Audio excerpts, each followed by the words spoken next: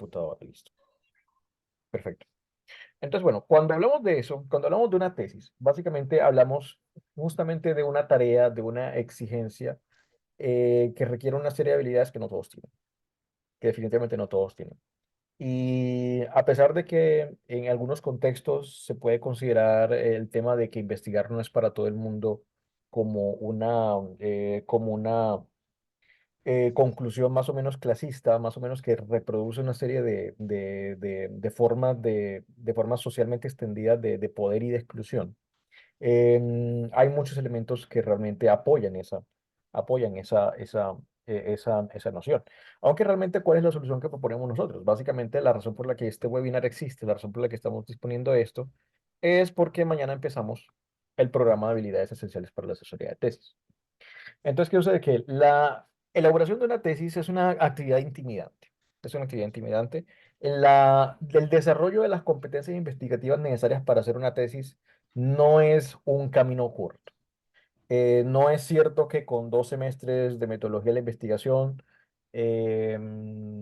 puedas tener todo lo que necesitas para tu tesis. Muchas veces, o sea, básicamente es como combatir, se aprende a combatir combatiendo. No, es como la esgrima, se aprende, no puedes aprender la esgrima en los libros. Tienes que empaparte de un trabajo investigativo y equivocarte múltiples veces para lograr un trabajo de nivel mínimo incluso, de nivel mínimo de licenciatura. Entonces, ¿qué sucede? Que realmente la tesis no se parece a ninguna otra actividad curricular a la que el estudiante pueda estar acostumbrado en su universidad. No es un proyecto de aula, no es un proyecto no es un proyecto productivo, no es un emprendimiento, no se parece absolutamente a nada, ¿no? Básicamente tiene sus propios códigos, tanto como género escrito como actividad de aprendizaje, ¿no? Entonces, ¿qué sucede? Que no solamente es la naturaleza de la actividad la que es el problema, sino también todo lo que está alrededor de la realización de la tesis.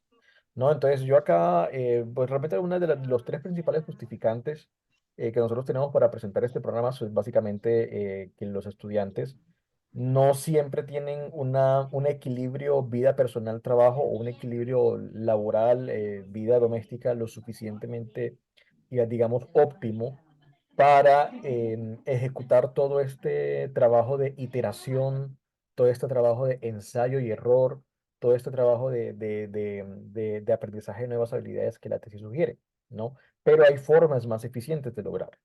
Hay formas más eficientes de lograrlo.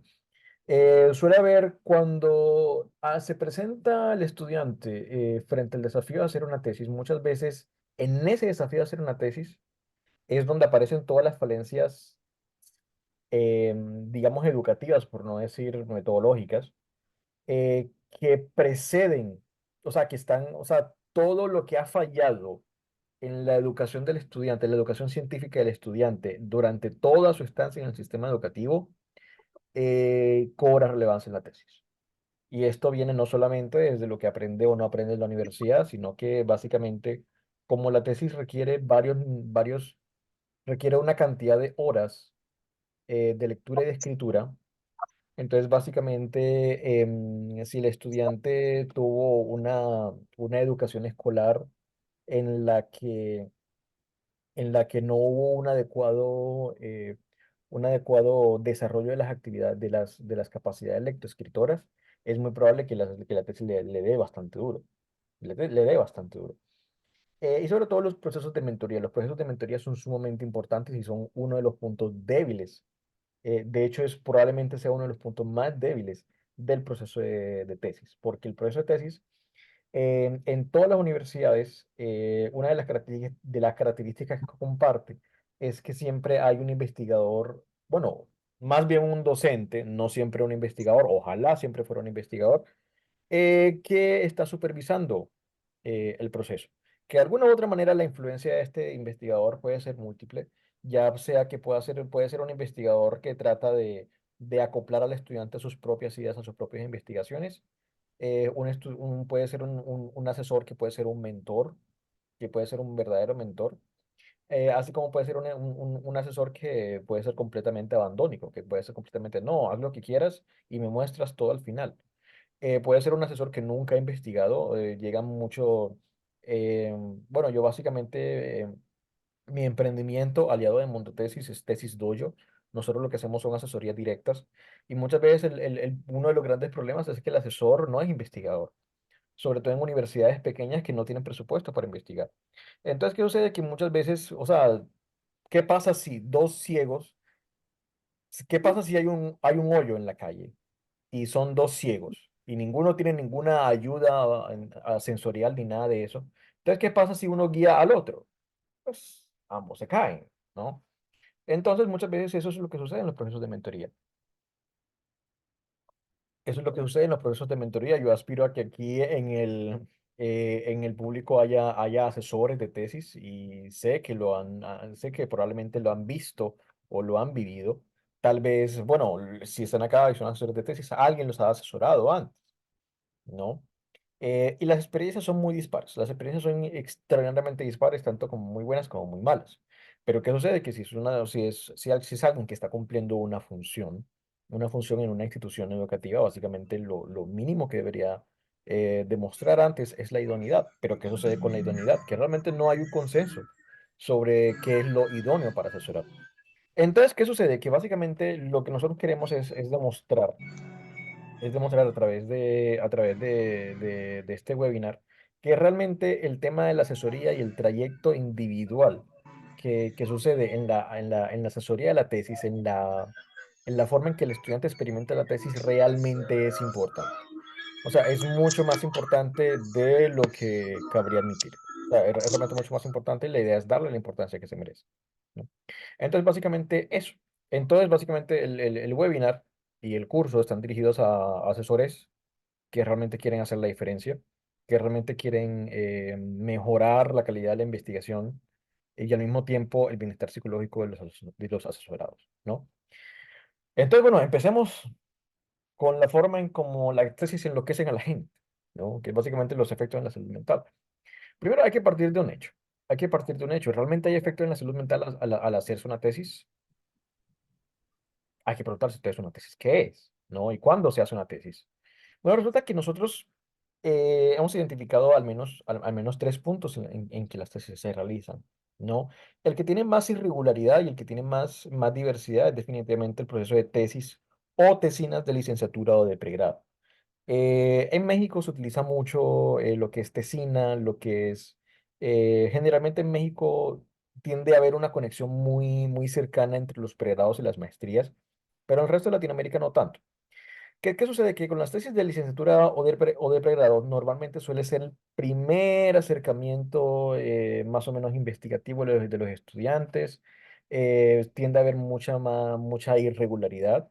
Hay muchas universidades que ya no gradúan a los estudiantes solamente con tesis, sino que les dan opciones como de hacer pasantías, de hacer tal vez un artículo, o una sistematización de las pasantías, algún intercambio, algo completamente diferente a hacer una tesis. Así como hay otras universidades y otros programas educativos que es todo el mundo debe hacer una tesis de tal extensión y así sucesivamente. Entonces, hay una gran irregularidad porque efectivamente hay muchísimos más programas de licenciatura o pregrado que posgrados. Y efectivamente los énfasis, o sea, mientras más diversidad, mayor irregularidad definitivamente. Entonces, ¿qué sucede? Que muchas veces las poblaciones estudiantiles de estos programas de licenciatura o pregrado son poblaciones grandes. O sea, fácilmente puede haber unos 1000, 2000 estudiantes en un solo programa. Y evidentemente muchas veces el asesor que se elige suele ser el profesor que está ahí, el profesor que está disponible, ¿no? Este profesor le faltan 2 horas para completar toda la malla de sus horas, entonces pongámoslo a asesorar una tesis, ¿no?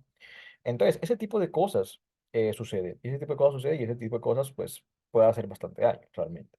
¿Por qué? Porque normalmente acá suele ser el primer acercamiento a la investigación. Entonces, ¿qué sucede? Que si se hace el primer acercamiento a la investigación con alguien que no sabe investigar o con alguien que no quiere investigar o que no quiere asesorar o que no tiene las competencias para asesorar, entonces puede ser básicamente el estudiante, un estudiante que puede ser un investigador en potencia, que puede ser un científico pero brillante, puede básicamente abandonar una carrera científica simplemente por la asesoría, ¿no? Simplemente por la asesoría. Entonces eso, evidentemente, pues dependiendo de la persona, eso tendrá una serie de efectos en la forma como él se ve a sí mismo o en la forma como elige sus caminos de vida, ¿no? Bueno, reitero que las preguntas están abiertas. Ustedes, pues, ya sea por el chat, pueden hacer las preguntas que quieran, o pueden levantar la mano y hacer preguntas. Mientras más hagamos preguntas, mucho mejor, ¿no? Entonces, el segundo punto, donde se concentra la realización de las tesis, suele ser las maestrías, suelen ser los grados de maestrías. Y las maestrías en Latinoamérica suelen ser de dos tipos. Son las maestrías investigativas o las maestrías profesionalizantes. ¿Qué o sea con las maestrías profesionalizantes? Son aquellas que normalmente buscan desarrollar una serie de competencias y aplicarlas a un caso práctico. Por ejemplo, si hacemos una maestría en seguridad, salud y seguridad en el trabajo, muchas de esas maestrías simplemente van a esperar que el estudiante llegue a aplicar una serie de conocimientos a un caso concreto para resolver un problema. Y eso está bien, se parece mucho a lo que uno hace como profesional, ¿no? Pero quiero saber que hay otra serie de maestrías investigativas que de alguna u otra manera también están muy ligados a los programas de doctorado y que son coordinadas por los grupos de investigación de las universidades. O sea, el programa se define para formar investigadores. Entonces, ¿qué sucede? Que hay gente que se mete a las maestrías y no sabe que son investigativas y entonces ellos no querían investigar, pero entonces para la maestría tienen que investigar. Evidentemente, eso toca también el tema de las motivaciones del individuo y evidentemente también en la salud mental también tenemos que establecer, bueno, cuál es el estado de las motivaciones que el individuo tiene y cuál es la relación que tiene el contexto con su capacidad de satisfacer esas motivaciones, ¿no? Pero básicamente resulta que, pues bueno, un estudiante se matricula a una maestría investigativa, no sabe qué va a investigar, entonces básicamente no ha tenido no tiene esa motivación a realizar un buen trabajo investigativo y puede desertar.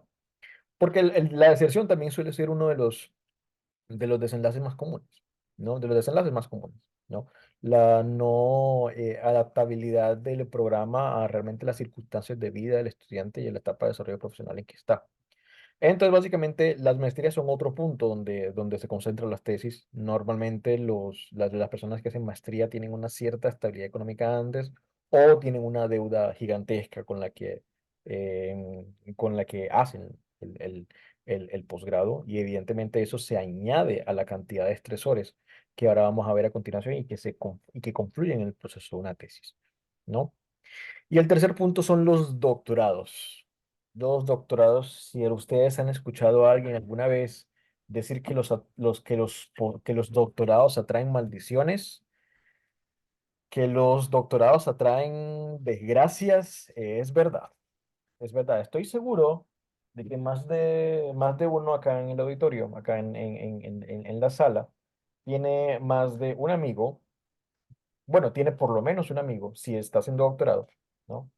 Que tras hacer su doctorado se divorció, o que tras hacer su doctorado desarrolló trastorno de ansiedad, o que durante el doctorado se discutió con la familia, o se fue de la familia, o tal vez hizo el doctorado en otro país y en el otro país, debido a la diferencia entre bueno, esto pasa mucho, realmente.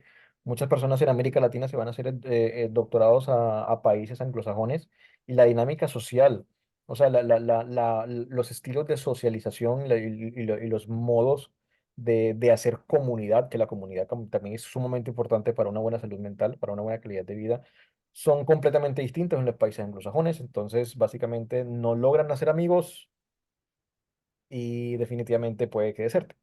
O sea, pues definitivamente con todo lo que la soledad conlleva en un país lejos de casa, ¿no?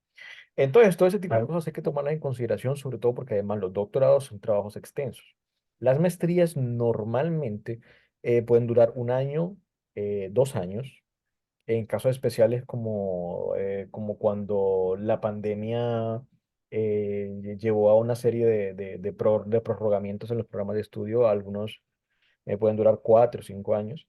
pero los doctorados son mínimo 3 años y la mayoría de universidades suele ser 3 años más un año hipotéticamente dedicado solamente al trabajo de investigación, es decir, solamente a la tesis, ¿no?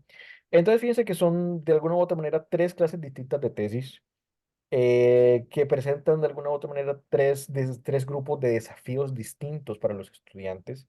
Y al presentar tres desafíos distintos para los estudiantes, realmente la investigación disponible, porque la idea es que nosotros generemos esta reflexión acerca de un enfoque basado en la evidencia sobre todo, em, se concentra mucho en los estudiantes doctorales, de manera que la experiencia de ansiedad y las afectaciones de salud mental en estudiantes de pregrado o en estudiantes de maestría realmente es un vacío en el conocimiento.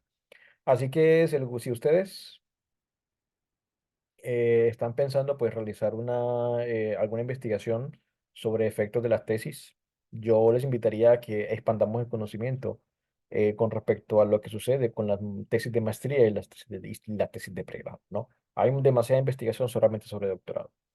Evidentemente también cuando hablamos de estos periodos, de estos puntos en la historia del individuo y de estas secciones del sistema educativo en los que se producen las tesis, también hay que tener en cuenta que eso significa muchas veces que también puede que tengan dinámicas distintas, que puede que tengan afectaciones distintas, grupos distintos. No es el mismo, no busca lo mismo un estudiante de pregrado que un estudiante de maestría, no busca lo mismo un estudiante de doctorado. Buenas noches, Gabriela. Entonces, todo ese tipo de cosas hay que pensarlas siempre. Todo ese tipo de cosas hay que pensarlas siempre. Entonces, uno de los bueno, analicemos la tarea. Analicemos la tarea y me refiero a la tarea es la tesis como una tarea desde el punto de vista psicológico.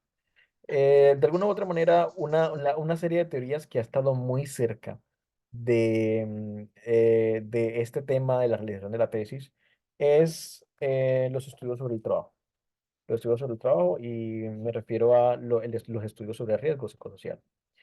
Entonces, particularmente los estudios de riesgo psicosocial son como maneras, o son como instrumentos interpretativos, son como modelos que se utilizan para evaluar qué tan peligrosos son los trabajos desde el punto de vista psicológico para la gente, ¿no? Y generalmente se basan en los modelos cognitivos de estrés. Entonces, analicemos un poco la tarea, la naturaleza de una tesis. Pensemos en estos seis elementos, en estos seis elementos, ¿no? Bueno, ya planteamos una hipótesis acerca de estos seis elementos, ¿no? En primer lugar, su extensión es superior a otras experiencias de aprendizaje. ¿Qué quiere decir? Que de alguna u otra manera, mientras un examen o una evaluación de una actividad es simplemente un punto en el tiempo, solamente puede durar un día en que estudias todo el semestre, pero de todas maneras es un día. La tesis no, la tesis normalmente dura toda la extensión de un semestre o incluso más, o incluso dependiendo de su avance, dependiendo de su grado de avance, puede tener o no tener fin incluso, hasta que respondas la pregunta de investigación. Eso aplica tanto para estudiantes de pregrado como para estudiantes de maestrías investigativas, como para estudiantes de doctorado, ¿no? Hay investigaciones eternas y hay tesis eternas, ¿no? Entonces, ¿qué sucede? Que su extensión está fuera del tiempo. Entonces, ¿qué sucede? Que la extensión de una tarea normalmente es un factor de estrés. Normalmente es un factor de estrés. La no capacidad de definir el tiempo que va a durar una tarea normalmente es un factor de estrés. Número dos, la no remuneración y también impactos inciertos o no observables. Entonces, el trabajo, o sea, comprender la tesis como trabajo, comprender la tesis como una serie de esfuerzo desplegado en el tiempo por una serie de exigencias institucionales externas a la persona, pero que también puede que tengan que ver con las motivaciones de la persona, implica entender que impacto de la tesis, el impacto de la tesis también es sobre la salud mental, básicamente puede ser el mismo impacto que un empleo tiene, que un empleo tiene. Entonces, ¿qué empleo puede tener? O sea, ¿qué impacto sobre una persona puede tener un empleo no remunerado? O sea, ¿qué impacto puede tener sobre la persona un trabajo no remunerado? Me gustaría preguntarles, ¿no? O sea, piensen en una persona o traten de remitirse a ustedes en el pasado, ¿no? Eh, Piensen, ¿qué impacto puede tener sobre una persona no ser remunerado en el trabajo? ¿Qué piensan ustedes? Pueden escribir en el chat, pueden activar el micrófono. Los invito a que conversemos. ¿Puedo opinar? Sí, claro, Leonardo. Ya, gracias por la aceptación. Ujú, Eh, bueno, ya en una oportunidad soy alumno de este programa, ujú, estuve ya también anteriormente. Bueno, cuando nosotros elegimos hacer una tesis, ujú, en caso de posgrado, se entiende de que es para poder ir avanzando profesionalmente. ujú, Y yo entiendo que la tesis, pues, es un trabajo de investigación en donde va a dar solución a un determinado problema. Cuando nosotros, más que nada como profesionales, siempre vamos a encontrar problemas en nuestros centros laborales, ¿no? Entonces, esos problemas atraen ¿qué cosa? Van a traer soluciones, quiera o no, porque ujú, nunca vamos a quedarnos con esos problemas. Entonces, yo he visto pues en algunos amigos, colegas que he conversado, lamentablemente pues la formación no es como debería ser, ¿no? ujú, Mejor dicho, desde que empezamos llevando las primeras clases de lo que es maestría, ¿no? Ya sea maestría o doctorado,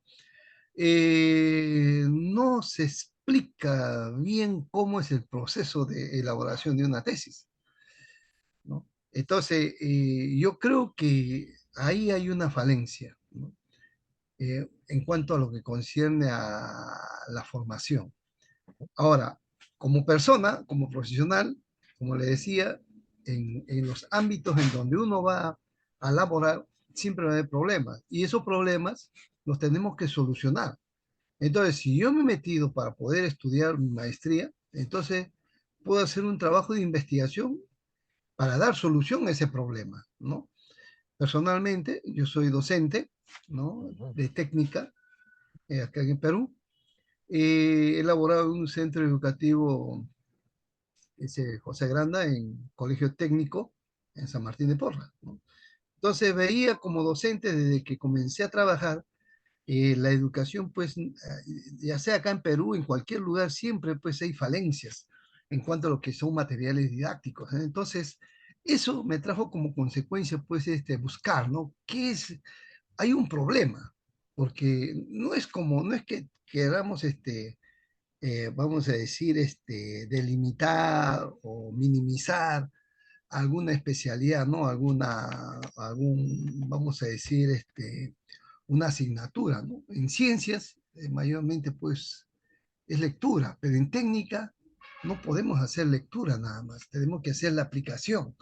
Por eso dice en el proceso de formación, ¿no? Jacques Delors dice los cuatro pasos ¿no? de la educación, ¿no? El saber hacer, el saber ser y saber convivir, ¿no? El saber, pues, ¿no? Es, bueno, en este caso, pues, el conocimiento, el saber hacer, la práctica, el saber ser, la parte actitudinal y la convivencia dentro de la sociedad. Entonces, nosotros tenemos que aplicar eso. Entonces, si yo no voy a aplicar la práctica, entonces voy a tener esa falencia, porque vamos a poner un ejemplo, ¿no? Un profesor de mecánica automotriz. ujú, ¿Qué cosa repara? Motores. No va a ser con teoría, no va a reparar un motor. O un médico, ¿no? Que no tenga los implementos necesarios para poder hacer una operación necesaria, no lo va a hacer con la teoría, ¿no? ujú, Tiene que utilizar la práctica. Entonces, a ese problema vamos a dar la solución con qué? Puede ser una forma, una metodología de trabajo, puede ser un módulo didáctico. Personalmente yo hice un módulo didáctico de rebobinado de motores eléctricos, ujú, monofásicos y trifásicos, ¿no? ¿Por qué? Porque cuando se quema un motor, ya sea una bomba de agua, un motor de inducción de uno, de 5, de 10 caballos, 20 caballos, caballos son potencia del motor. Entonces tenemos que hacerlo, pues, no solamente con la teoría, sino con la práctica. Y ahí también tenemos que aplicar los conocimientos, la teoría y tenemos que las actitudes, ¿no? Porque estamos trabajando con materiales, herramientas, cortopunzantes, vamos a aplicar corriente eléctrica, las normas de seguridad para no podernos electrocutarnos, ¿no? Como electricistas, ¿no? Entonces, a esa falencia, yo entiendo que hay que darle una solución. Por eso yo hice ese módulo, ¿no? Entonces, de igual manera, creo que en todas las especialidades. Entonces, cuando nosotros hacemos un trabajo de investigación, como usted lo dijo en el antes, ¿no? Es un compromiso de cada uno de nosotros, ¿no? Un compromiso de querer ver qué es lo que está sucediendo en el ámbito. Puede ser un hospital, ¿no? Si yo soy, vamos a decir, un enfermero, no encuentro pues los materiales, ¿no? Para poder trabajar como debe ser, esto va a ser bien difícil, ¿no? Entonces, eso era un alcance que tenía que, bueno, expresar a, a la exposición que usted tiene, ¿no? En este momento, y que creo que tenemos que cada profesional o cada tesista que lleva este curso, ¿no? Ya sea en maestría o doctorado, comprometerse para poder desarrollar, ¿no? Como debe ser su trabajo, ¿no? Aunque, como usted dice, ¿no? A veces trae consecuencias. Sí, trae consecuencias. Personalmente, 2 años estuve estudiando sábados y domingos. Durante la semana trabajaba en el colegio, en las noches en un instituto. Y sábado y domingo dejaba la casa para estar en la universidad. Entonces, prácticamente dejamos a la familia. ¿Pero por Correcto, qué? Porque exactamente. dar solución a un problema e ir avanzando también. Eso es todo. Gracias. Muchas gracias, Loreano, porque justamente lo que tú tocas es justamente, bueno, entonces tú tomaste la iniciativa de hacer un módulo, de un módulo para, o sea, tu maestría fue, tu investigación fue crear un módulo para Sí, es aplicar en tu trabajo. experimental. ¿No? Ajá. Entonces, Es entonces, entonces, fí- experimental mi investigación. entonces, fíjate qué sucede, fíjate que de alguna u otra manera las investigaciones muchas veces implican que uno ponga una serie de esfuerzos y de horas de trabajo. De esfuerzos y de horas de trabajo que, pues bueno, las horas de trabajo realmente son limitadas en la vida del ser humano. Son limitadas en periodos, ¿no? O sea, en una semana tiene tantas horas laborales, tiene unas 170 y pico, tiene unas horas de vida, unas 170 y pico horas. Entonces, ¿qué sucede? Que hay que distribuirlas en el trabajo, salud, autocuidado y todo eso. Entonces, ¿qué sucede? Que una tesis, la exigencia de una tesis, eh, añade una serie de carga horaria, ¿no? Y esa carga horaria muchas veces no es remunerada. No es remunerada. Entonces, muchas veces, como no es remunerada y los impactos incertos son inciertos o no son observables directamente, porque bueno, por lo menos, ya que tu estudio fue cosa experimental, imagino que ahí pudiste ver efectos, pero no todos los estudios son así. Hay muchos estudios que son solamente descriptivos o muchos estudios que son formulaciones de planes. Lo que dice acá Olivia Wansi, que puede llegar a ser desmotivante. Uno cree que desmotivante, eh, realmente cuando uno habla de desmotivación, pues bueno, básicamente estamos hablando de la fuente de todo, de casi toda la conducta humana, ¿no? O sea, de toda aquella serie de sistemas teóricos que hablan de la conducta humana. Y básicamente, cuando hablamos de desmotivante, a pesar de que sea una palabra coloquial que utilizamos, realmente alude a algo más que es la falta, o sea, la extinción de conductas, ¿no? Entonces, ¿qué sucede? Que desmotivar, o sea, que una persona se desmotive a investigar significa que no va a investigar, ¿no? Patricia Mayorga habla del burnout. Hay un burnout efecto del estrés académico, así como un burnout efecto del estrés laboral. Sí, ese tipo de cosas son condiciones serias de salud mental. El burnout, ¿qué es el burnout? El burnout básicamente es como un estado que aparece de disminución del rendimiento y disminución de la calidad de las relaciones sociales y disminución de la valoración que una persona hace sobre el aporte del trabajo a su propia vida. Es todo un concepto de trabajo en la teoría del estrés. El burnout es un efecto de un estrés continuado, de un estrés continuado. Entonces, ¿qué sucede? Que los investigadores están, los estudiantes de doctorado, los estudiantes de maestría, los estudiantes de pregrado, durante la tesis es donde están más vulnerables al burnout. Entonces, ¿qué sucede? Que de alguna u otra manera una de las cosas que sostiene, y el ejemplo de Laureano lo ilustra, es que por lo menos uno tiene un cierto margen de decisión sobre qué va a investigar. O sea, casi pareciera que uno hiciera una obra artística bueno, hay tesis que son obras artísticas y hay obras artísticas que son tesis, ¿no? Porque sí, porque también se estudia posgrados en arte. No, no, no crean que ellos no estudian, ellos sí estudian. El interés del estudiante de alguna u otra manera es uno de los elementos articuladores de eso. Ya te doy la palabra, Héctor, para terminar esta idea con respecto a lo de Laureano. Y lo de Laureano lo que muestra es que justamente uno de los elementos que articula, ya vamos a la idea de Víctor, que la idea de Víctor básicamente es en lo que se centra todo este curso. Pero siempre hay como un combate entre el interés del estudiante contra el constreñimiento institucional. ¿Cierto? Hay veces que el estudiante simplemente ha entrado a la carrera o ha entrado al posgrado con una motivación clara, pero hay otras veces en que son posgrados que están de alguna u otra manera monopolizados por programas de investigación y ponen al estudiante a investigar lo que ellos quieren. Entonces, fíjense que están las dos caras de la moneda, bueno, más que dos caras de la moneda, son un continuum.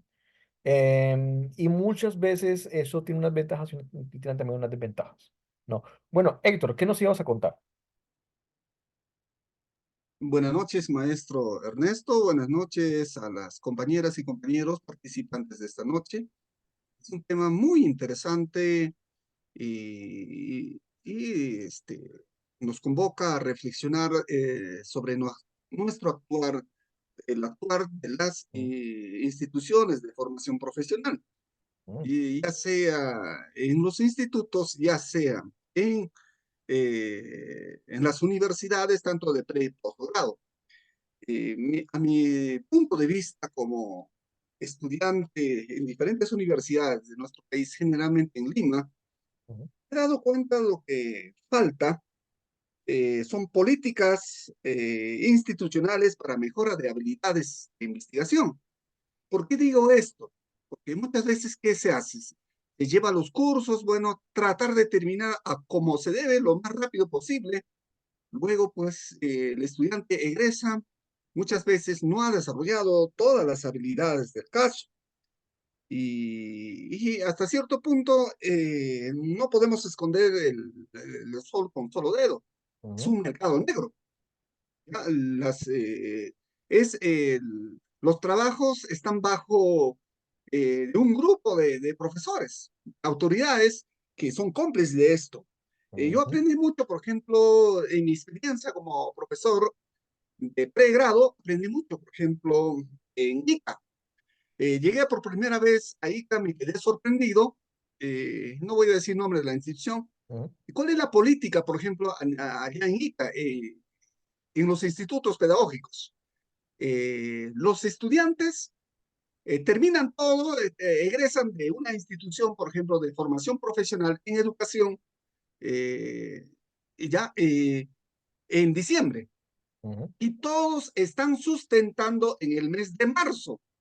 Todos están listos para sustentar y los profesores ya estamos en cola para poder apreciar los trabajos de los estudiantes. Ya no hay un mercado negro, de modo tal que nadie se queda sin sustentar y todos los profesores estamos presenciando este trabajo de investigación. Es una forma de cortar el mercado negro. Mientras que se da en otras instituciones como vuelvo a reafirmar, es un mercado negro que está a cargo del profesor encargado de investigación eh, ellos asesoran 10, 20 personas hasta punto que pues el estudiante termina ya agotado. Entonces ok, he encontrado una diferencia que ocurre en instituciones de formación profesional, mm, en educación, pero también pasa en las instituciones, y me ha pasado a mí, yo lo he vivido en la escuela en el programa de doctorado. mm. Créame usted, para que me revisa el tema de tesis, me han tenido que demorar medio año, otras veces un año, Uy, y para sustentar, no hay cuándo. No hay cuando que el doctor no tiene tiempo, que esto, que mm, el otro. Entonces, falta institucionalidad, políticas a nivel de entidades rectoras, como en este caso el SUNEDO. En tanto se hace el seguimiento, no es una buena universidad porque pues egresa cantidad de estudiantes, pero no hay cuándo se titulan. Mientras hay escuelas de posgrado, realizan procesos de acompañamiento y sacan lo más rápido posible. Hasta he mm, observado que lo hacen en grupo. No sé si mm, estará bien, estará mal, no sé cuál será la calidad de los trabajos de investigación, pero sí A mí sí yo he pasado un momento muy difícil hasta el punto que ya, bueno, se me está prendiendo, ya, me ha dado luz ya, para poder sustentar, pero después de mucho tiempo. Entonces, esa es una anomalía que se da en nuestro país y esperamos de aquí a un tiempo no muy lejano ir superando esta dificultad. Es un mercado negro. Y no lo digo no porque alguien me cuenta, sino yo he vivido toda esta realidad. El profesor ya está buscando clientes el momento que ya asume el curso. Ujú. Entonces, y eso no está bien. No tengo la experiencia en otros países de Sudamérica. No sé qué pasará, pero en mi país sí pasa esto. Gracias, maestro Ernesto. No, gracias a ti, Héctor, porque es que el tema del mercado negro tiene muchísimas excepciones. De alguna u otra manera, una de las razones por las que existe, bueno, por la que tenemos esta visión, es que justamente en Latinoamérica, primero hay una gran irregularidad con respecto a, la- a las, a los lineamientos institucionales con respecto a los cuales se obtiene el título, ¿no? Y evidentemente eso da pie para una serie de malas prácticas, ¿no? Y bueno, para lo de malas prácticas podemos hablar también una noche entera, realmente. Pero también es cierto que también esto lleva muchas veces a los estudiantes también a solicitar apoyos externos. O sea, ¿cuántas veces no llega uno con tesis o artículos que han escrito otros? O sea, que los estudiantes ponen su nombre, pero escribieron otras personas. ¿A qué se debe eso? ¿A qué se debe eso? ¿Cuáles son las causas? Las causas vienen de esto, vienen de todo esto, de toda esta dificultad. Fíjate que lo que tú hablas acá nos habla de estos dos últimos. En primer lugar, que hay un contexto institucional que puede facilitar o que puede dificultar el hacer una tesis, ¿no? Que puede dificultar o facilitar hacer una tesis de calidad. Y evidentemente hay universidades donde todo está muy bien articulado y hay otras universidades donde no le paran bola a eso, donde salen los trabajos más, eh, más vergonzosos del entorno, ¿no? Pero ¿qué sucede? Que además es que en todas las universidades, quieras o no, tienen una cultura investigativa muy distinta. Quieras o no, tienen una cultura investigativa y también una cultura organizacional muy distinta entre sí. Y de alguna u otra manera también tenemos que tener en cuenta que a pesar de que la ciencia es, es una, es una cultura global, hace parte de una cultura de una institución global, es una institución global la ciencia, las disciplinas son instituciones globales. A pesar de eso hay demasiadas variaciones regionales tanto en la aceptación de la calidad de los trabajos. De hecho, incluso al hacer mi revisión de literatura para este tema, justamente uno encuentra también investigaciones que uno dice, bueno, pues, dónde está la calidad de estas investigaciones. Eh, pero otro de los elementos que trae también Héctor a colación, y que también lo trae acá Víctor Hugo a colación, Víctor Hugo Barreto, es básicamente el problema del apoyo, el apoyo. ¿Qué sucede con el apoyo? Que pareciera que no fuera importante, pero realmente es lo más importante, es una de las cosas más importantes.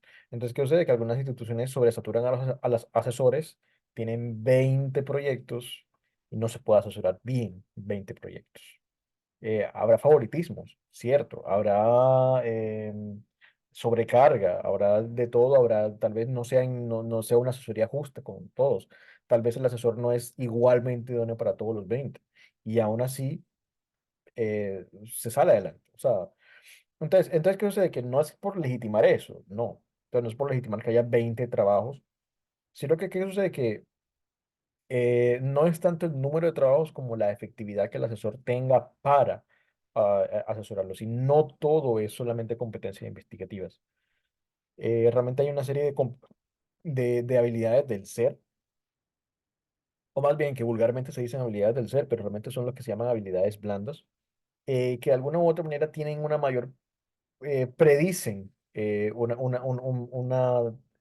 primer lugar, o sea, predicen, son factores protectores ante la deserción, o sea, predicen que el estudiante no deserte, porque hay mucha gente que deserta solamente por la tesis, y predice que la tesis llegue a buen término, predice que no se desarrolle una serie de cuadros psicopatológicos que están ocasionados por la tesis, ¿no? Un último aspecto a considerar de la naturaleza de la tesis es que también hay una dificultad para la separación vida privada-trabajo, como lo dice Laureano, por ejemplo. Laureano nos ha dicho que evidentemente muchas veces estudiar un posgrado implica una serie de inversiones horarias, que son horas que uno le quita a la familia, ¿cierto? Pero también tengan en cuenta que también nosotros vivimos también en un contexto latinoamericano, bueno, más bien un contexto global, porque realmente esto es un problema global, en que también hay una gran inequidad de género con respecto a la facilidad de hombres y mujeres de hacer tesis. No se trata de las capacidades, no se trata de las capacidades, sino de una serie de distribuciones de trabajo no remunerado porque, por ejemplo, una mujer profesional tiene sobre ella la carga del trabajo más una gran parte, muchas veces mayor a la del hombre, del trabajo doméstico, de la crianza, de trabajo relacionado con la familia, de una serie de cargas que son trabajo de cuidado, trabajo de cuidado no reconocido, y muchas veces esto genera mayor dificultad de que la mujer pueda llegar a realizar una tesis, ¿no? Y evidentemente eso es algo con lo que hay que luchar, es algo con lo con lo que hay que repensar los programas de asesoría, ¿no? Porque realmente en Tesis Dojo, que es mi emprendimiento, realmente la mayor parte de la población que busca asesoría son mujeres, o que busca apoyos, o que busca apoyo con los análisis son mujeres. ¿No? Y en Mondotesis también hay una gran prevalencia de estudiantes mujeres. Entonces, ¿qué sucede? Que de alguna u otra manera eso nos habla de que esta problemática puede ser abordada con enfoque de género. Ellos están anotando temas de investigación, pueden hablar de las tesis y de la dificultad para las tesis o sea, los efectos de salud mental de las tesis con enfoque de género. Me parece que es un tema necesario, ¿no? Pero entonces, ¿qué sucede? Que fíjense que realmente la tesis, como es algo que no hay un espacio determinado para hacerlo, entonces es algo que termina penetrando la vida privada, que termina penetrando la vida laboral, penetrando la vida. ¿Cuántas veces no ha tenido uno que pedir licencias no remuneradas para poder acabar una tesis? Entonces, licencia no remunerada, ¿qué significa? Que es un dinero que uno está perdiendo y eso es lo que cuesta la tesis. ¿No? Entonces, fíjense que definitivamente la tesis es un riesgo psicosocial. O sea, definitivamente es una actividad de aprendizaje que de alguna u otra manera requiere una serie de esfuerzos que probablemente no tienen otras actividades ni didácticas ni laborales, ¿no? Entonces, básicamente es una esponja de horas de trabajo, una esponja de horas de trabajo con todo esto que implica, ¿no? No he hablado tampoco del tema del síndrome del impostor. Eso también es un efecto de la ansiedad. Normalmente el síndrome del impostor básicamente es una serie de creencias negativas que una persona tiene hacia sí mismo con respecto a su eficacia para hacer ciertas cosas. O sea, síndrome del impostor, ¿qué significa? Que la persona es buena haciendo las cosas, pero cree que es mala porque está en un contexto donde se exige demasiado. Eso en la academia es el pan de cada día. En la academia es el pan de cada día, ¿no? Entonces, eso básicamente también puede ser un efecto. Entonces, tenemos burnout. Fíjense que ya tenemos una serie de efectos identificados.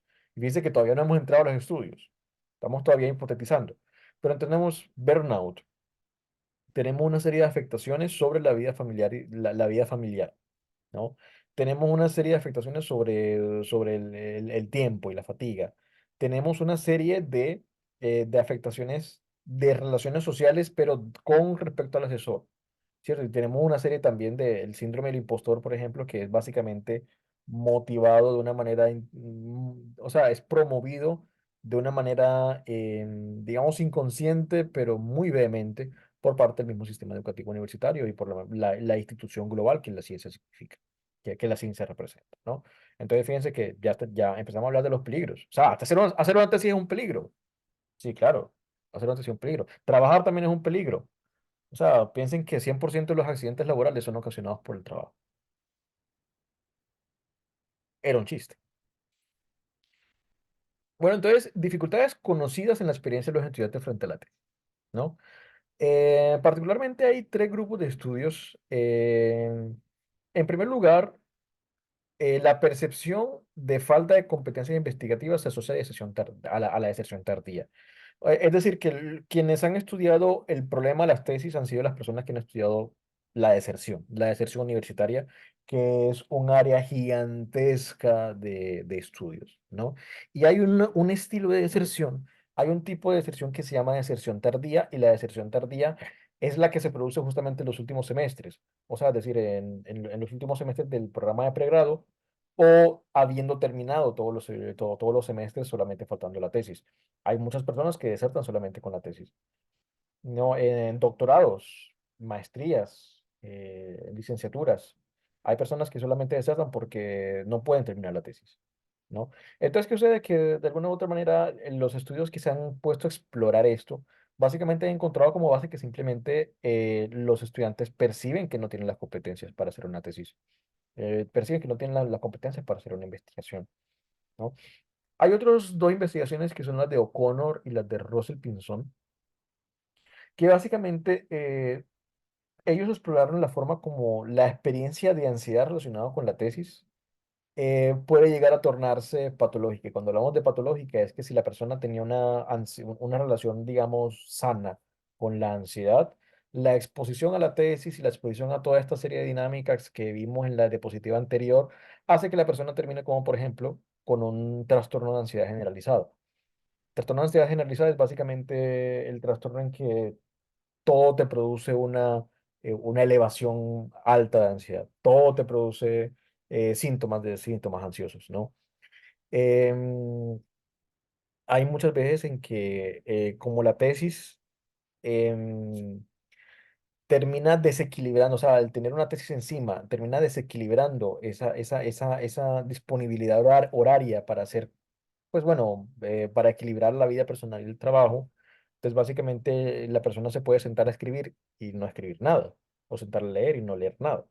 Muchas veces hay que tener en cuenta que como la tesis es tan extensa y es una tarea tan extensa, hay personas que de pronto por sus condiciones de personalidad o por sus aprendizajes, digamos, en la pragmática de hacer actividades cognitivas en la universidad, muchas veces no logran separar una actividad tan grande en pequeños pasitos, en pequeños pasos, y eso también juega en contra. Eso también juega en contra. Pero también lo que parece ser más significativo es como este autor King fue uno de los que empezó a poner sobre la mesa el problema de la mentoría. Y con esto volvemos a lo que habla, lo que dice Víctor Hugo, lo que dice Héctor. El problema de la mentoría. ¿Qué sucede con el problema de la mentoría? Hay una investigadora colombiana que realmente hizo un estudio en Ascofapsi, que de alguna u otra manera, bueno, vamos a terminar con eso, con el tema de la mentoría, ahora que hablemos del estudio que ella hizo, es una revisión de literatura, pero básicamente pensemos en teorías que explican esto, teorías que explican esto. Y la teoría de pronto, en que yo tendría puestas un poco más mis expectativas con respecto a que pueda explicarlo, es definitivamente asumir la tesis como un trabajo y que como trabajo, no remunerado, pero igual trabajo, está expuesto a una serie de factores de riesgo psicosocial, ¿no? Entonces, uno de los modelos favoritos míos para estudiar riesgo psicosocial es definitivamente el FP5 de España. Es un modelo que se utiliza para las evaluaciones de riesgo psicosocial laboral en la Unión Europea. Entonces, les voy a contar qué es cada una de estas cosas y cómo se ve en la tesis. Entonces, hay un factor de riesgo psicosocial que es definitivamente tiempo de trabajo. Tiempo de trabajo, ya lo hablamos, ¿no? Tiempo de trabajo es simplemente la exigencia que la tarea absorbe, consume del tiempo de vida de las personas. Hay trabajos en que el tiempo de trabajo no está definido o no está separado de la vida personal y definitivamente con el teletrabajo en pandemia ya todos vimos que eso sirve para unos y no para otros, ¿no? Jornadas más extensas suelen ser más peligrosas para la estabilidad psicológica de una persona. Por eso suele haber límites y sobre todo hay más límites que en ningún otro país en la Unión Europea con respecto al tiempo de trabajo. Hay otra dimensión que es la autonomía. ¿Y autonomía qué es? Autonomía es básicamente la capacidad de uno desplegar sus propios conocimientos de la manera en que quiere y sabe hacerlo en el puesto de trabajo. Entonces, ¿qué sucede? Que cuando aplicamos eso a una tesis tendría un nivel alto de autonomía. Tendría un nivel alto de autonomía porque muchas de las tesis son iniciativas del estudiante. Y por ese lado la tesis puede tener ese factor protector. Simplemente la tesis sí es evidentemente una iniciativa propia, una iniciativa que no te obliga la universidad a hacer, ¿no? Entonces, cuando es una tesis que realmente viene de tu iniciativa propia y que es el tema que te gusta y que es el tema que de alguna u otra manera justifica tu estudio de posgrado o justifica tu doctorado, definitivamente puede ser extraordinariamente satisfactorio hacer la tesis, ¿no? O sea, simplemente, digamos que te pasas todo el sábado haciéndola y te sientes feliz. Se puede cuando hay autonomía, ¿cierto? Y ese puede ser un factor protector. Está el tema de carga de trabajo. Entonces, uno desliga todo lo que la tesis implica, que es la lectura, la reescritura, la búsqueda de artículos. Y muchas tesis, dependiendo de su nivel, definitivamente tienen niveles de carga de trabajo sumamente diferentes. Uno de los enfoques más problemáticos con respecto a este tema es la investigación cualitativa. Definitivamente la investigación cualitativa. Porque la investigación cualitativa tiene, número uno, tiene que hacer la revisión de literatura previa, ¿no? Y normalmente cuando tú haces un proyecto cualitativo no es lo mismo que hacer un referente teórico para un proyecto cualitativo que para uno cuantitativo. Definitivamente la cantidad de tiempo invertido es completamente distinta. Además, ir a entrevistar a las personas, luego ir y transcribir.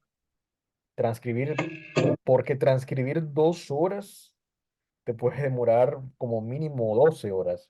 Transcribir un grupo focal de 2 horas, como mínimo te toma 2 horas, 12 horas, ¿no? Se puede ayudar con inteligencia artificial, pero de todas maneras sigue siendo, la inteligencia artificial también la tienes que corregir, ¿no? Eso más la codificación. La codificación implica varias etapas de relectura de los fragmentos y reorganización del sistema categorial. Más allá, más allá de la categorización, tú tienes que teorizar de ahí. Y cuando ya teorizas de ahí, ya escribes. Eso más las correcciones que te pueda poner el asesor. Los asesores son muy diferentes en cuanto al estilo de correcciones que hacen. Y hay unas que realmente, que de alguna u otra manera, que realmente eh, solamente sobrecargan, así como hay otras que agilizan, ¿no? Entonces, eso depende mucho del asesor. Estas demandas psicológicas, las demandas psicológicas del trabajo en riesgo psicosocial, básicamente, bueno, esto no tiene no tiene tanto sentido, pero no tiene tanta relevancia, porque demandas psicológicas en este modelo se utiliza para el trabajo emocional, ¿no? O sea, para las personas que tienen que atender a personas y aguantarse sus emociones. Pero de todas maneras, de pronto un poquito. Variedad y contenido. ¿A usted no les parece que hacer una tesis es un poco monótono? Básicamente simplemente estás ahí enfrente de la pantalla. Claro, otra cosa diferente es una tesis que tenga trabajo de campo. Ah, eso puede ser más interesante. Una tesis que sea una identificación de especies para un biólogo. Una identificación que sea buscar una serie de canteras en ingeniería civil y ver qué clase de mortero se puede hacer con esas canteras. Muy interesante. Entonces, fíjense que, en cambio, digamos, una tesis que sea una revisión de literatura, ya depende de quién le guste, ¿no? Una revisión de literatura, una revisión sistemática, unos 100 artículos para publicar un artículo de revisión exhaustiva. Puede que haya quien le guste, puede que haya quien no. Entonces, esto se puede convertir, la variedad de contenido básicamente habla de cómo la variedad en el trabajo se convierte en riesgo psicosocial o se convierte en un factor protector. La variedad de contenido básicamente depende mucho de la forma en que uno quiera hacer la tesis. Y depende mucho, o sea, puede ser, si es una persona que no le gusta tanto la variedad, pero le toca hacer una tesis muy variada, mal ahí, ¿no? O sea, mejor no hacerlo, ¿no? El tema de la participación y supervisión. Participación y supervisión es una dimensión que se utiliza para em, establecer qué tanto en el trabajo tienes un supervisor encima y al mismo tiempo qué tanto control tienes sobre tu trabajo, pero al mismo tiempo qué tanto participa en las decisiones. Realmente se parece mucho al tema de autonomía, de manera que no voy a profundizar mucho. Está el tema del interés percibido por el trabajador y está la compensación. ¿Qué sucede? Que evidentemente la compensación de una tesis muchas veces es nula. No solamente la compensación económica, que es básicamente números negativos, porque una tesis lo que te cuesta plata es a ti, sino que además hay una serie de compensaciones morales y una serie de compensaciones emocionales, ¿no? Hay de verdad asesores que te hacen sentir que tu trabajo no importa y tú terminas creyendo que tu trabajo no importa. Y eso de alguna u otra manera genera otra vez síntomas del síndrome del impostor, empeora el burnout, empeora el tema de la ansiedad. Eh, y bueno, básicamente esta dimensión es básicamente la forma como el empleado se ve recompensado por la organización, pero la organización, cuando tú haces una tesis, básicamente la organización es el asesor. La cara de la universidad para ti es el asesor. Entonces, muchas veces esto depende mucho de la relación con el asesor. Bueno, desempeño de rol. Desempeño de rol es básicamente sentir que lo que haces tiene sentido. Esto viene de un modelo de estrés que se llama ambigüedad de rol, ¿no? Entonces, el supuesto es que un trabajo en que la persona no siente que reivindica un rol con sentido, un rol que es valioso, es un trabajo que está destinado a generarle más preocupaciones, a generarle afectaciones en la salud mental. De manera que desempeño de rol significa eso, significa básicamente, bueno, yo me siento realizado al hacer la tesis, yo realmente siento que esto está aportando, entonces fíjate que está muy relacionado con lo otro. Y lo último, relaciones y apoyo social. Porque es que también esto tiene que ver mucho con la asesoría y muchas veces por eso una de las características más valiosas de un asesor es justamente la capacidad de mostrar empatía y la capacidad de poder contener, o sea, o ser realmente mentor, ser realmente mentor. No, más que simplemente un asesor y cumplir una función, ser realmente mentor, ¿no? Entonces, fíjense que básicamente una tesis está llena de una serie de dimensiones que, igual que un trabajo, pueden afectar o no la salud mental. Y este modelo es uno de los puntos de inicio que se puede considerar, ¿no? Entonces, ya saben, si alguno de ustedes quiere hacer una investigación sobre eso, consideren este modelo. Pero hay otra investigación que hizo Ana María Acevedo, que es una investigadora colombiana. Esta investigación la presentó en ASCOFAPSI. ASCOFAPSI es como la Asociación Colombiana de Facultades de Psicología. Entonces, ¿qué sucede? Que hay una serie de factores que se relacionan con la permanencia. Sobre todo ella hizo la investigación con estudiantes de doctorado. Entonces, hay tres grandes factores que ella encontró en la literatura. Y el primero siempre es relación con el asesor. Relación con el asesor. También está el tema de las estrategias de acompañamiento. Bueno, realmente, aquí repetí. Lo siento, aquí, bueno, bueno, realmente aquí va estrategias de acompañamiento y aquí va capacidades percibidas del estudiante. Eso fue un error aquí ahora que estaba haciendo la diapositiva.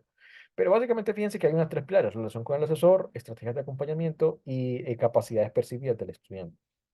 Entonces, hablemos del tema de la relación con el asesor. Lo que pasa es que no hay programas de preparación de asesores. No hay, de la misma manera en que muchas veces un profesor universitario carece de los estudios pedagógicos que, por ejemplo, que puede tener un profesor de primaria o de secundaria, que paradójicamente también el profesor de primaria o secundaria también carece muchas veces de conocimientos investigativos o teóricos. Vaya, o sea, básicamente estamos mal las dos partes realmente. De alguna u otra manera, el profesor universitario muchas veces se hace la maestría, se asume que sabe enseñar y se mete al puesto a enseñar, ¿no? O se recluta para enseñar, ¿no? Muchas veces simplemente es un profesional que ha sido un buen profesional muchos años, entonces se asume que sabe enseñar y se lo trae a enseñar. Pero normalmente saber, al tener la capacidad técnica, no siempre es enseñar. ¿Y qué sucede con el trabajo investigativo? Que el trabajo investigativo, como es un trabajo tan individual y tan de uno a uno, y que la persona con la que uno más tiene contacto es el asesor, muchas veces el asesor no se da cuenta de lo verdaderamente influyente que es. Entonces, literalmente Ana María dice lo siguiente: a uno no lo preparan para ser tutor. Casi que inmediatamente uno aprende a ser tutor como lo asesoraron, ¿no? Pero no existe una certificación, acompañamiento pedagógico que permita a la persona desarrollar capacidad técnica o capacidades relacionadas con el ser para ayudar u orientar a una persona que está atravesando por un proceso tan exigente como su doctorado. Entonces, muchas veces, a veces unas palabras de aliento, bueno, unas palabras de apoyo pueden hacer que un estudiante no deserte. Unas palabras de valoración de que el proyecto es importante puede hacer que un estudiante no deserte. Porque realmente, básicamente, la forma en que una persona se relaciona con un trabajo tan grande y tan propio, es la misma es casi la misma de una persona que se desarrolla con su obra artística, por ejemplo. O sea, tú básicamente a un artista vas y le pateas la escultura que está haciendo y él no te va, muchas veces no se va a defender. Muchas veces va a decir, mi escultura es una basura, ¿no? Y va a hacer otra cosa o va a dejarlo, ¿no? O cuando un niño, básicamente, porque realmente la investigación, de alguna u otra manera, reproduce tanto una serie de sueños y una serie de patrones también un poco infantiles, en el sentido en que esa curiosidad infantil muchas veces se encuentra un espacio para su desarrollo en la vida adulta a través de la investigación, y por eso el investigador es tan sensible al rechazo, a la evaluación poco, la evaluación poco amable, ¿no? Y sin embargo, los valores institucionales de la ciencia son el trabajo con pares, la evaluación por pares para mejorar el producto investigativo, ¿no? Entonces, fíjense que son dos cosas que por su naturaleza chocan, que por su naturaleza van a chocar, ¿no? Entonces, muchas veces el asesor no está consciente de eso. De hecho, Ana María también dice lo siguiente, que normalmente se cree que mientras el asesor sea más distante, más racional, más alejado, más vaca sagrada, más de todo, da la impresión de la calidad del programa y muchas veces no es así. No es así. La evidencia recopilada por esta investigadora dice que evidentemente los factores que mejor correlacionan con la no deserción en el doctorado son justamente la empatía con el estudiante. O sea, básicamente dos, porque ella hace un acercamiento fenomenológico. Ella entrevista a unos estudiantes de doctorado, ¿no? Entonces, la empatía con el estudiante, la comunicación y la flexibilidad para contactarle ayudan al enganche del estudiante en el proceso investigativo. Porque sí, porque hay asesores que no te contestan sino a los 2 meses. No sean esos asesores, no lo sean. Hay asesores que evidentemente no demuestran ninguna consideración por el estado en que el estudiante está viviendo, porque además tengan en cuenta que una tesis sucede en todo lo que nosotros vimos anteriormente. Hay un proceso de desgaste emocional, muchas veces hay burnout, hay rupturas familiares, rupturas sociales. O sea, no es mentira eso de que de que los doctorados atraen maldiciones. No te imaginas la cantidad de gente que se divorcia en los doctorados. Y si alguno de los que está acá es alguno de los que ha acompañado su doctorado, bueno, son los mejores ejemplos, ¿no? Lo siento.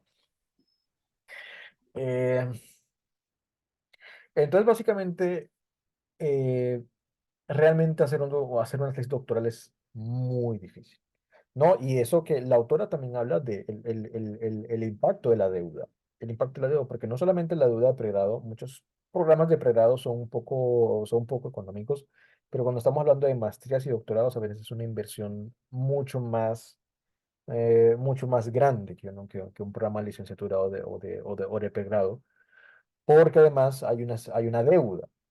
Y cuando es un doctorado son deudas de miles de dólares. Hay una serie de becas condonables, hay una serie o hay una inversión propia, o hay también créditos de libre inversión, y todo eso genera una carga muy grande sobre las personas, ¿no? Entonces, muchas universidades no tienen, la mayoría de universidades no tienen programas para acompañar psicológicamente los efectos de esa condición estresante tan grande, ¿no? Eh, Ana María, la investigación de Ana María también, básicamente hay uno de los fragmentos que ella trae a colación de sus entrevistados, dice esto: no, es que yo sentía que para mi asesor el trabajo no valía la pena, y por lo tanto a mí dejó de parecerme que valía la pena. Entonces, ¿qué sucede? Que muchas veces el asesor no se da cuenta de lo importante que es simplemente una serie de palabras de decir, mira, tu trabajo realmente es importante, tu trabajo vale la pena. Y de alguna u otra manera, algo de lo que queremos realmente promover con este curso es como lo contrario, es demostrar que realmente las tesis valen la pena. Vale la pena porque es que no solamente el conocimiento que tú produces, no solamente el conocimiento que tú produces, lo que realmente importa es la transformación que tú tienes. Por eso, cuando hacemos los talleres, yo soy muy enfático en la gente. Hay mucha gente en Latinoamérica que manda a hacer tesis, y mandar a hacer tesis es una verdadera estupidez, ¿no? Porque es que te vas a perder de tu proyecto personal de transformación, de un proyecto que tú elegiste, y al mismo tiempo la persona que te la escribe no va a aparecer su nombre ahí. O sea, básicamente pagar por hacer una tesis es el encuentro de dos personas desesperadas, desesperadas y probablemente estúpidas, ¿no? Pero tampoco podemos culpabilizar. Realmente son condiciones estructurales que llevan a eso. Entonces, ¿qué sucede? Que como asesores evitemos que la gente recurra a eso. No pongamos a la gente entre la espada y la pared. No pongamos a la gente entre la espada y la pared. Lo que podemos hacer es ayudar a que se reconecte con ese proceso difícil pero retador que es hacer una tesis y que encuentren la épica que hay en eso. Entonces, ¿esto a qué lleva? Bueno, tenemos acá yo hice un pequeño diagrama de Ishikawa, realmente obviamente es metodológicamente incorrecto hacer un diagrama de Ishikawa para este tipo de cosas, pero entonces tenemos, básicamente, vamos de atrás para adelante, ¿no? Tenemos la deserción durante la tesis de grado. O sea, es el efecto más serio, normalmente. O sea, de que la gente hace la tesis, la abandona, Así ¿no? afirmó Lee. Entonces, ¿cuáles suelen ser las causas? Tenemos número uno, causa asesoría irregular o sin habilidades blandas. Entonces tenemos la falta de programas de formación para supervisores de tesis y asesores que tienen habilidades que pueden ser los super investigadores, pero tal vez no tienen esas relaciones, esas características interpersonales o incluso pedagógicas que se necesitan no solamente para apoyar al estudiante realmente en ese momento tan duro que es hacer la tesis, como también pedagógicas que realmente puedan enseñar lo que sabe. Hay asesores que saben mucho y no saben cómo enseñarlo. Y los he conocido, los he visto, y bueno, han participado algunos en los programas, lo siento, pero son una realidad, son una realidad. Entonces, ¿cuál es la idea? La idea es desarrollar herramientas para que no sea así. Tenemos también el tema de los cuadros psicopatológicos previos o desencadenados por la tesis. Entonces, tenemos principalmente tres. Tenemos principales burnout, porque el burnout es básicamente este síndrome de cuando tienes una cantidad una situación sostenida de estrés y de repente empiezas a sentirte sumamente agotado, que nada tiene sentido, que tienes una apatía hacia las relaciones sociales, etcétera. No, entonces, bueno, aquí contestando los comentarios, María Labrador, buenas noches. Es verdad lo que dice el profesor, sin embargo, por veces se da por los desconocimientos de los estudiantes. Ya vamos allá, ya vamos para allá. Gabriela nos dice, una realidad de muchas instituciones. Hablemos de lo que dice María Labrador, el tema de los desconocimientos de los estudiantes. ¿Qué sucede? ¿Qué sucede? Y cuando nosotros llegamos al último semestre, entonces, ¿quién es realmente responsable de que el estudiante no sepa lo que hubo en cuarto, tercero, quinto? Bueno, realmente hay mucha discusión pedagógica sobre con respecto a quién sería la responsabilidad, ¿no? Pero lo único que si uno se va a un enfoque que se llama aseguramiento del aprendizaje, uno empieza a pensar, bueno, realmente cuáles son verdaderamente las condiciones que existen para asegurar que un estudiante aprende algo. Evidentemente, los estudiantes aprenden lo que les da la gana, porque el aprendizaje funciona de esa manera. Realmente, cada vez más, y sobre todo la educación virtual, muestra la preponderancia contundente del constructivismo realmente, más que el conductismo en teoría pedagógica. Pero creo que muchas veces los estudiantes, de verdad, el gran problema es lo que no saben, es lo que no saben. Entonces, ¿cómo se hace para detectar lo que no saben y fortalecer lo que no saben? Entonces, aquí hemos identificado cuatro.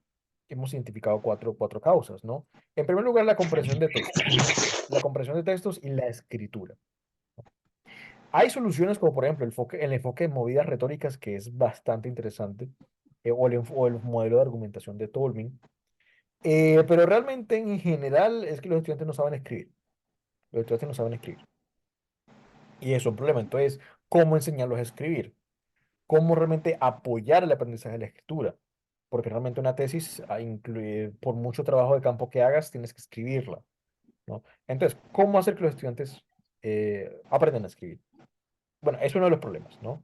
Disparidad metodológica. ¿Qué sucede? Que muchos estudiantes vienen con una idea metodológica de cómo hacer investigación o de la investigación que quieren hacer, y a veces por el constreñimiento institucional a veces llegas a un doctorado y dices, no, yo quiero hacer investigación cualitativa, pues de malas, porque en este posgrado se hace cuantitativa, entonces se deserta, ¿no? O entonces uno ve cómo se adapta, ¿no? O de malas, porque en esta maestría se hace cuantitativa. Ah, no, pero yo quiero hacer investigación documental, investigación experimental, de malas, porque en este posgrado se hace investigación cualitativa, por ejemplo. Entonces, esa serie de imposiciones suele ser, o sea, el grado de negociabilidad, no solamente obligar al estudiante a hacer una determinada cosa, sino como que muchas veces la tradición de tal posgrado, la tradición de tal doctorado, se va hacia una serie de métodos de investigación que de pronto cuando el estudiante trae otra metodología o trae otras intenciones, de alguna u otra manera no hay quien lo acompañe. No hay el personal que lo acompañe. Entonces, eso es otro problema.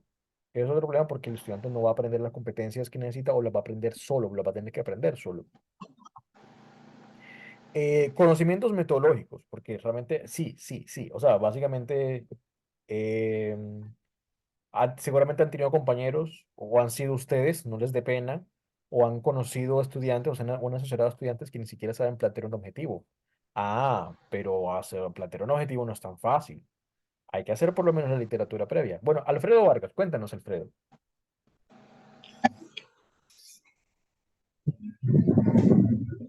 Alfredo Vargas Oh, tiene la mano acá levantada. Cuéntanos, ¿hay algo que nos quieras preguntar? bueno, vete, vete. No. Ah, Alfredo, disculpe, error del vamos, no hay ningún problema. Aquí estamos para equivocarnos, ¿no? Bueno, y por cierto, si ustedes van a ser asesores, denle el espacio para equivocarse a los estudiantes. Todos nos hemos equivocado alguna vez y realmente equivocarse lleva mucho, predice aciertos. Equivocarse predice aciertos, ¿no? Y también la presencia o ausencia de programas de fortalecimiento. Yo trato de ver la educación un poco desde el punto de vista de aseguramiento del aprendizaje. Pues si son docentes, yo les recomendaría de pronto mirar ese enfoque. No hay mucha información en español al respecto. Ahorita mandamos un artículo sobre eso, pero seguramente el aprendizaje es, bueno, cómo nos aseguramos de que esos estudiantes que fracasan, no fracasan porque quieren, sino que fracasan porque hay una serie de brechas y cómo detectamos esas brechas, ¿no? Entonces, ¿cómo hacemos en la investigación?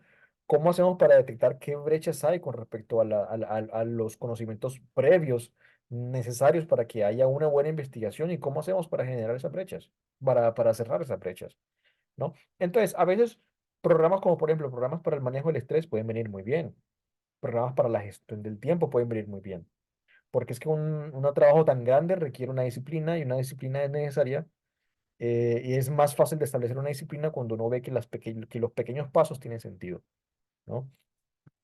Presencia o ausencia de programas, por ejemplo, de forma o sea, básicamente solamente un taller de cómo leer un artículo científico y de cómo extraer ahí lo que un artículo científico realmente se debe extraer para un marco teórico o para una revisión de literatura, eso puede hacer milagros en la tesis del estudiante. No se imagina, ¿no? Y la experiencia de nosotros asesorando, de alguna u otra manera, ha identificado como esos pequeños elementos como algo mágico muchas veces. Entonces, fíjense que es algo muchas veces técnico que el estudiante no dispone, pero que puede aprender y hay que sacar el tiempo para aprender eso. Hay que sacar el tiempo para enseñar y aprender eso, ¿no? Em, entonces, también vamos al, Me pregunto entonces, bueno, Ángel nos dice, me pregunto entonces de esas causas identificadas que se encontraría si a cada una que se les pregunta qué es lo que lo causa, se le conoce a este otro movimiento causa raíz. Bueno, Ángel, yo te digo que realmente si aquí estoy utilizando el diagrama de Ishikawa es porque era una plantilla, no porque estoy utilizando un método. No, pero yo entiendo que hay una serie de causalidades, pero realmente aquí lo estamos utilizando como un recurso gráfico, no estamos respetando el método. Pero sí, realmente, evidentemente, tiene cada causa tiene otras causas.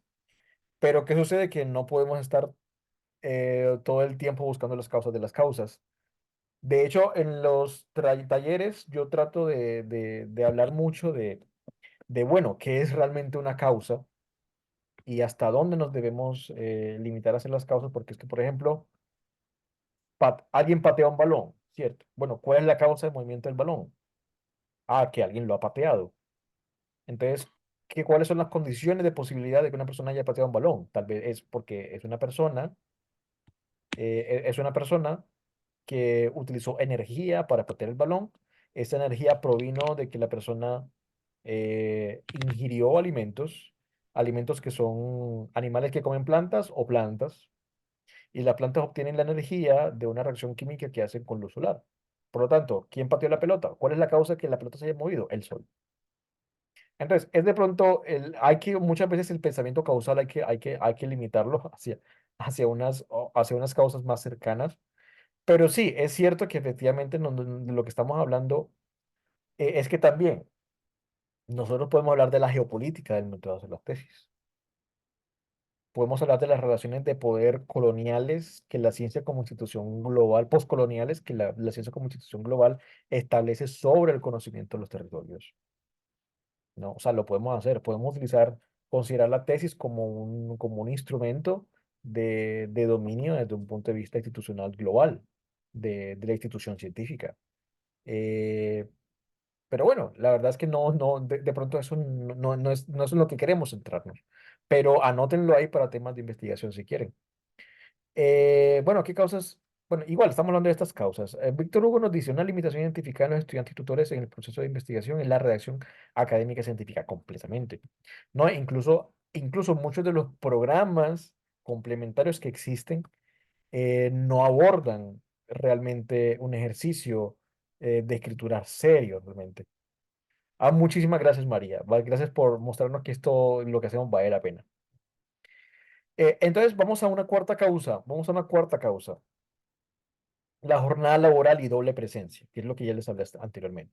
Entonces, ¿qué tenemos con la tesis? ¿Qué tenemos con la tesis? El tema de las exigencias familiares. Hay muchos estudiantes que son cuidadores. ¿Y cuidadores qué significa? O que son padres y tienen que velar por los hijos y as- eh, proveer la manutención de los hijos, ¿no? Y además de la manutención de los hijos, quedarse, o sea, invertir muchas horas en las necesidades de los hijos.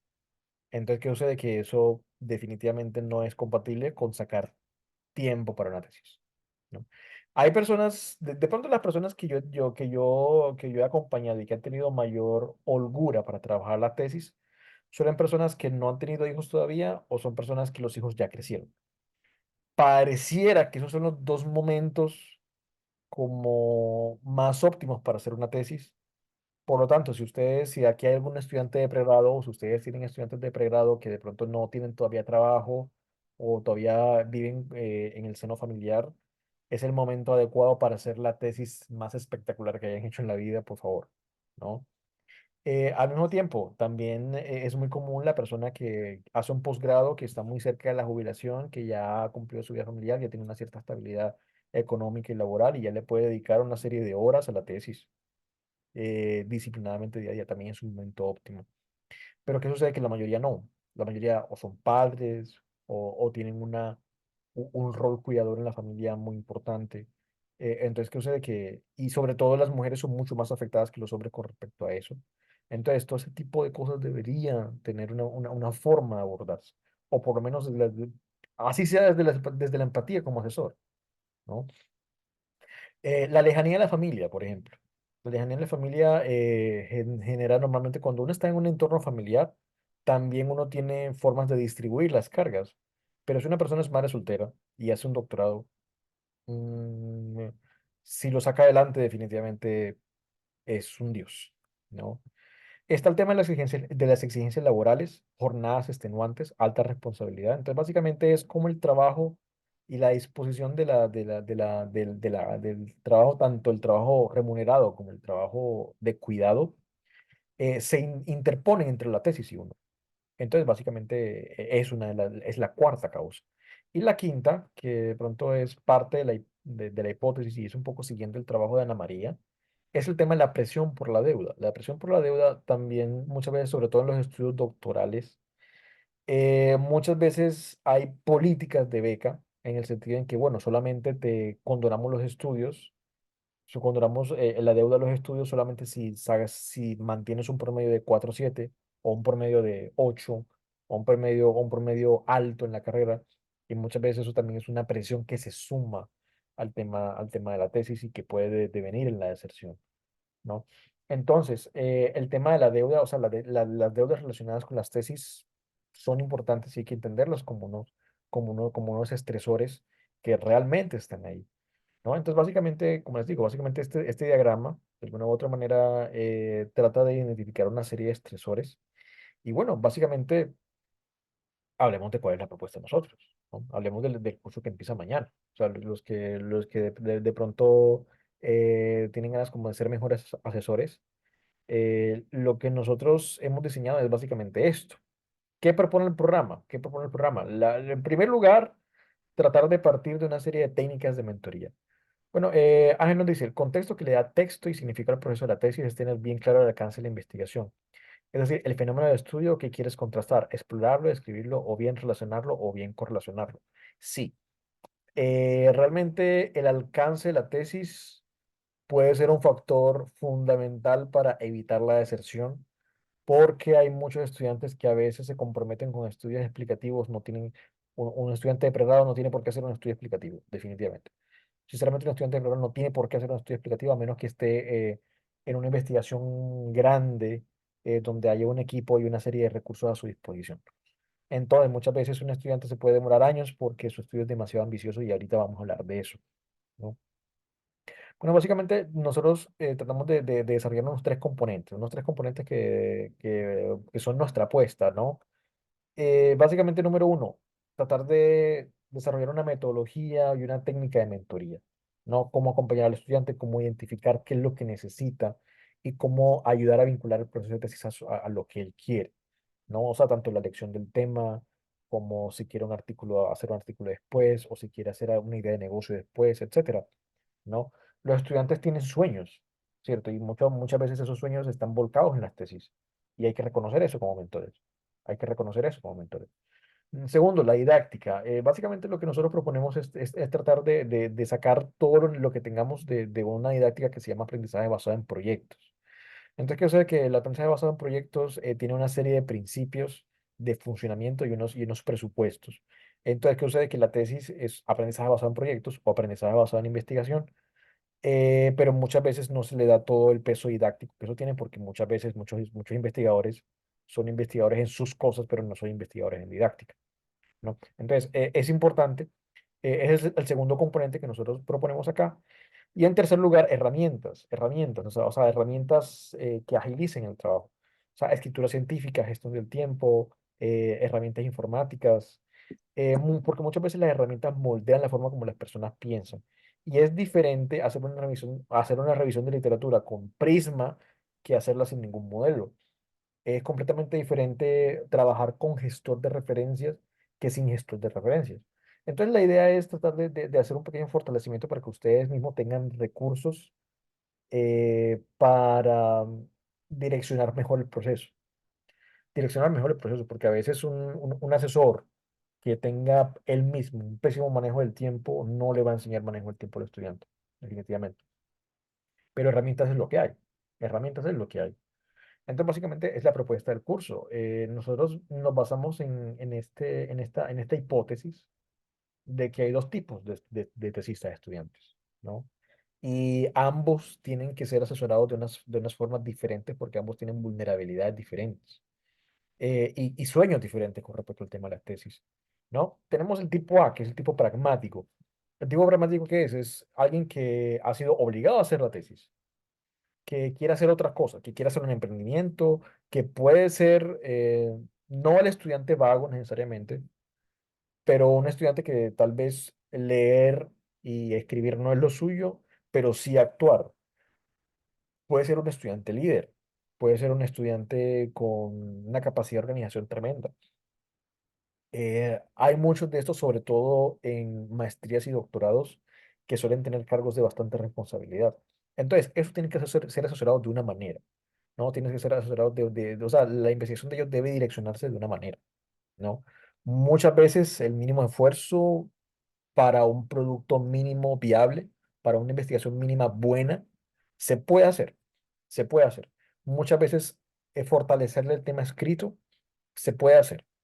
Y está el tipo B, que es el tipo más académico, y eso suele ser el que termina en maestría investigativa, el que termina en doctorado. ¿Y cuál es el problema de este? Que el tipo B tiene ambiciones científicas, o sea, quiere ser un científico, quiere que su desarrollo profesional esté del lado de la ciencia o que implique un componente científico, y suele querer avanzar en una carrera académica. O sea, le gusta producir artículos, probablemente para el punto de la maestría o para el punto del doctorado ya tenga más de un artículo, tal vez lo ha publicado en pregrado. Suele tener como antecedentes haber estado en semilleros de investigación, tiene mejores competencias lectoescritoras, pero realmente es demasiado soñador y definitivamente si lo dejamos hacer lo que quiere, va a terminar haciendo una tesis de 10 años que no merece tanto tiempo. Entonces, básicamente, ambos tienen un estilo de asesoría diferente, distinto. Ambos son vulnerables al síndrome del impostor, ambos son vulnerables a burnout, ambos son vulnerables a fatiga, agotamiento, pero la idea es que nosotros nos basemos en esa hipótesis para hacer como un acercamiento paralelo a cómo aplicar estas tres cosas a cada uno de ellos. Pero lo principal es establecer herramientas para identificar a cada uno, y bueno, y mirar qué pasa, ¿no? La idea es también que el programa, pues realmente estamos tratando de basar el programa en la evidencia, de manera que a pesar de que hay pocos programas, estamos intentando como acumular todo aquello que sabemos lo que ha funcionado en Europa, en Estados Unidos, en Países Bajos, que son los quienes hacen investigaciones al respecto. Pero nada, básicamente la idea es como, pues, pues traerles a ustedes lo que ha funcionado, básicamente.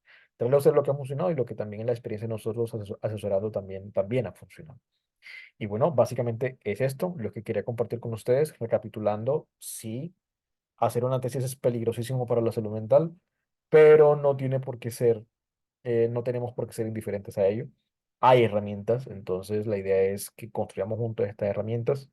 Si ustedes quieren hacer investigación sobre los efectos, les recomendaría utilizar modelos de estrés, les recomendaría enfoque de género, les recomendaría tratar el tema global de las relaciones de poder entre la ciencia, pues bueno, la ciencia, digamos, dominante y la forma como se hace ciencia en Latinoamérica, como se hace ciencia en Latinoamérica, y son temas muy interesantes. Yo creo que merece más investigación y bueno, si lo quieren considerar para sus investigaciones, perfecto. Y bueno, básicamente ya los dejo con Miguel y Mari Carmen, y ya les van a hablar como del tema ya más administrativo del programa. Bueno, si quieren pasamos a las preguntas. Bueno, ya hemos hecho preguntas, pero si podemos hacer más preguntas, mejor.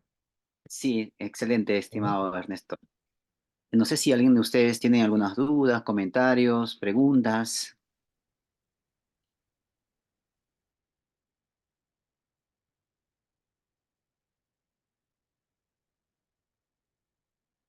María Labrador, María, mi nombre es Ernesto Solano, Ernesto Solano León de la Universidad de Antioquia en Colombia.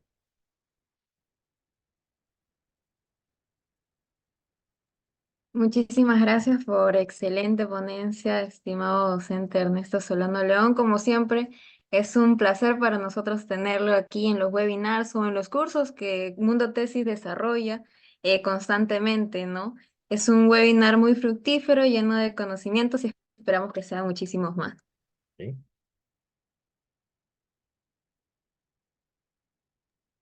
Muchas gracias, maestro Ernesto. Ujú. Como siempre, muy importante el aporte para la comunidad científica. Sé que muchos ya habremos avanzado, otros Ujú. estamos en proceso, o tal vez otros recién estamos iniciando, pero es muy importante su aporte y desde ya agradecer a los miembros de la comunidad educativa de Mundo Tesis y por aportar, sobre todo, quienes estamos involucrados en el proceso de investigación. Muchas gracias y un abrazo a la distancia, maestro Ernesto. Muchas gracias, Héctor. Me gusta volver a escucharte. Bueno, muchas gracias, Aira, María, muchas gracias, Gabriela. Ah, muy bien. Luz Marina García nos dice, ¿cómo podemos hacer didáctica una mentoría? Bueno, es que hay que hablar de lo que didáctica es. Didáctica básicamente es la indagación científica sobre cómo se aprende, cómo se aprende mejor, cómo la persona aprende mejor. Entonces, lo primero que hay que hacer es básicamente detectar cuál es el conocimiento previo del estudiante y cuáles son verdaderamente sus necesidades y motivaciones. ¿Esta sesión queda disponible en algún lugar de internet? Sí, sí, queda guardado. Pero la pregunta de los marines es sumamente importante, porque, o sea, cómo hacer la didáctica eh, implica, es que la gente aprende lo que quiere. O sea, y por eso el constructivismo es dominante en educación en este momento.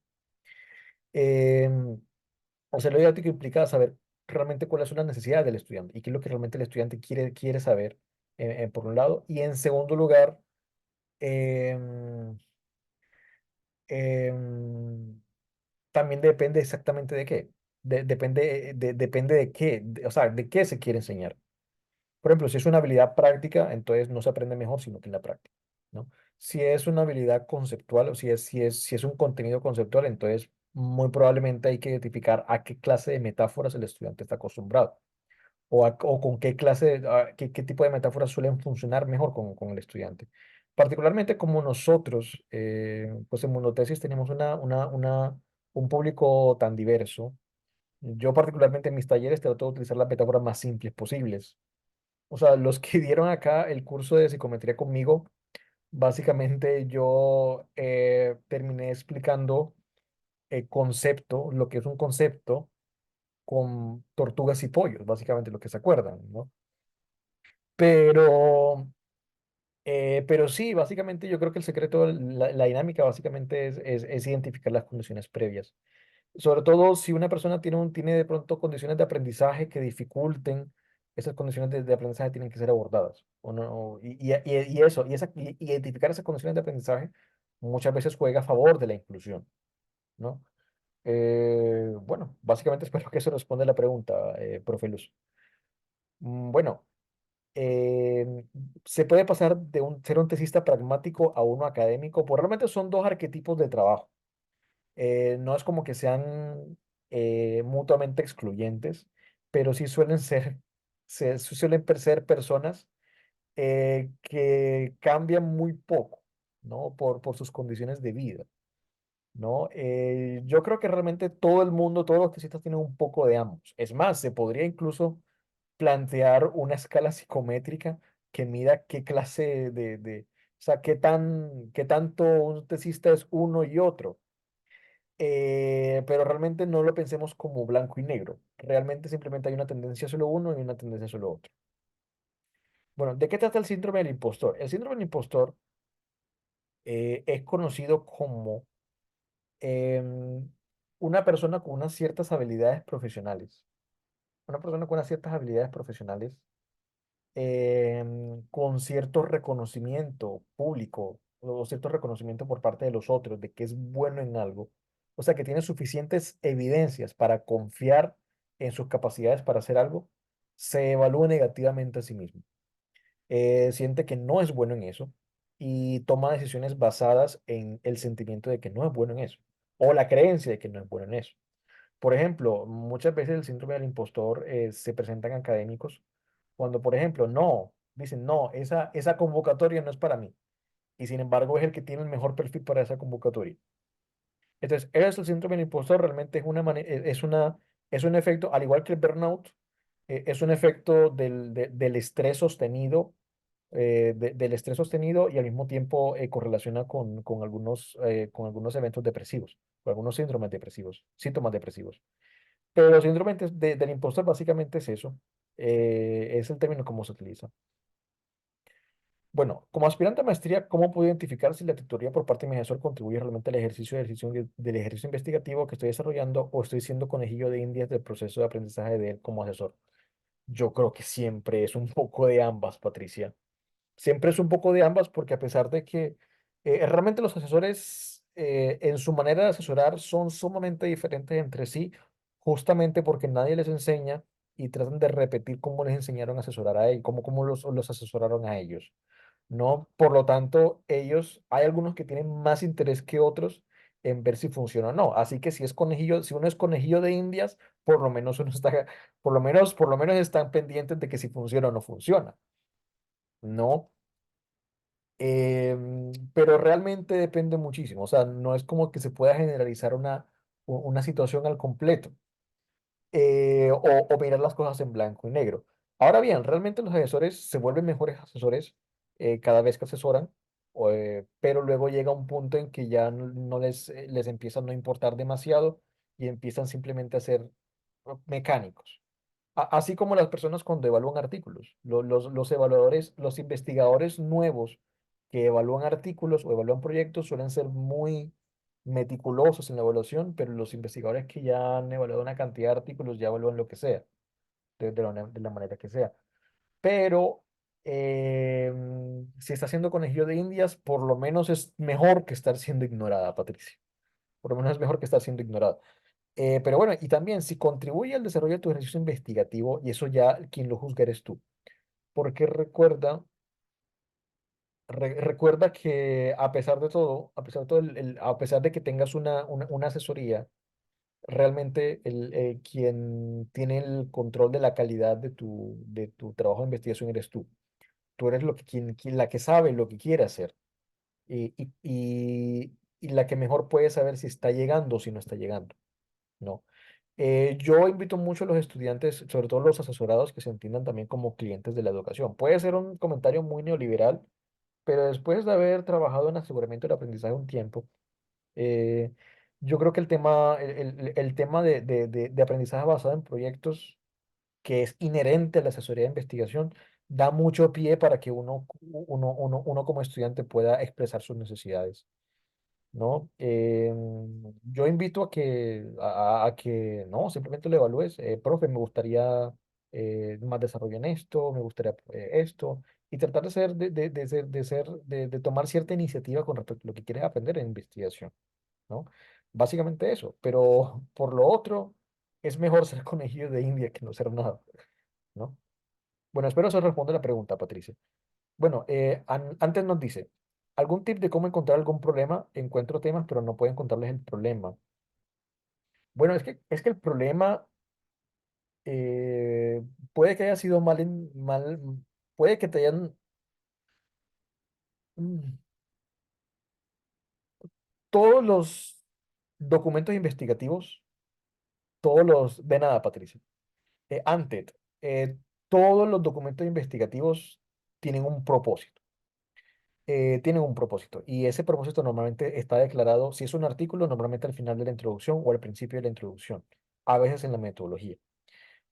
Básicamente trata de buscar la promesa a la cual el artículo trata de cumplir, ¿no? A la cual el producto científico trata de cumplir. Porque, por ejemplo, em, un estudio experimental, por ejemplo, se suele preguntar por un efecto. Entonces, suele tener una pregunta de cuál es el efecto de tal cosa sobre tal cosa. ¿Cuál es el impacto de tal cosa sobre tal cosa? Em, yo creo que formas de identificarlo rápidamente, o sea, las pistas, el título. En el título muy probablemente esté. Hay títulos que se toman ciertas licencias un poco poéticas y que de pronto no sale el objetivo, pero probablemente esté en el resumen. En el resumen normalmente uno dice qué fue lo que buscó y cómo llegó allá, ¿no? Entonces, normalmente este artículo tuvo como propósito, bueno, esta investigación tuvo como propósito tal cosa. Esta investigación tuvo como propósito tal cosa. Eso es la pregunta de investigación, porque ya cuando hablamos de problema, realmente nosotros hablamos de la relación que esa pregunta tiene con una agenda de trabajo previa. Entonces, un problema que puede ser, un problema puede ser eh, el problema de los factores asociados a la violencia doméstica, ¿no? Entonces, los factores sociales es un campo gigantesco, una gran cantidad de investigaciones que cada una descubre un factor asociado a la violencia doméstica, ¿no? Entonces, ya tu pregunta de investigación puede ser, bueno, ¿cuál es el efecto del alcoholismo en la violencia doméstica? Entonces, fíjate que básicamente el problema es básicamente cómo toda esa agenda de investigación tú la relatas, tú la vas inventariando hasta llegar a tu pregunta de investigación. Entonces, todas las investigaciones tienen esa estructura, funcionan como un embudo. Primero se presenta el campo, se presenta el contexto cognitivo, el contexto de investigaciones que hay alrededor de esa agenda de trabajo, y poco a poco se va especificando más y se va especificando más y se va especificando más hasta llegar a la pregunta de ese estudio en particular. Espero que eso te sirva. Realmente el enfoque que determina esto es un enfoque lingüístico que se llama movidas retóricas. Entonces, trata de leer los artículos, de leer eh, los temas a través de ese lente, ¿no? Bueno, espero que eso sirva, espero haber comprendido bien la pregunta, porque hay muchas maneras de comprender esa pregunta. Bueno, veo que no hay más preguntas. Listo, Aneta. Sí, muchísimas gracias, estimado Ernesto. Creo que ha Sí. sido bastante claro y preciso con su exposición. Entonces, estimado público, le comentamos algo rápido del curso que nosotros vamos a empezar el día de mañana. No sé, Ernesto, por favor, me permite para compartir un ratito. Mm, Excelente, muchas sí, adelante. gracias. Listo, entonces, este es el programa que tenemos diseñado para el curso que vamos a empezar el día de mañana. Mari Carmen se está viendo, ¿no? Sí, se está viendo con claridad. Excelente. Entonces ahí lo hemos denominado el nombre Habilidades Esenciales para la Asesoría de Tesis, ¿no? En este brochure ustedes van a encontrar toda la información, sobre todo, ¿no?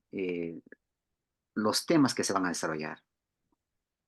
Efectivamente, estos temas también ha sido planteado, ¿no? Propuesto por Ernesto, nuestro gran ponente, ¿no? Y como ustedes pueden ver, se van a desarrollar 9 sesiones, 9 clases, ¿no? Y cada una de las clases va a desarrollar una temática en específico. Y las clases normalmente van a ser los días martes y jueves, a partir de las 7 de la noche hasta las 9 de la noche. Estamos hablando de hora peruana, ¿no? En este brochure ustedes pueden ver también este, la semblanza curricular de nuestro ponente, Ernesto, ¿no? Que ya viene acompañándonos a nosotros desde ya hace buen tiempo, es parte de nuestro equipo de Mundo Tesis, también es un miembro bastante activo en las redes sociales, ¿no? Que tenemos, por ejemplo, comunidad de investigadores en WhatsApp, ¿no? En Facebook como Mundo Tesis que estamos nosotros, ¿no? Y va a iniciar el día de mañana, ¿no? Acá está.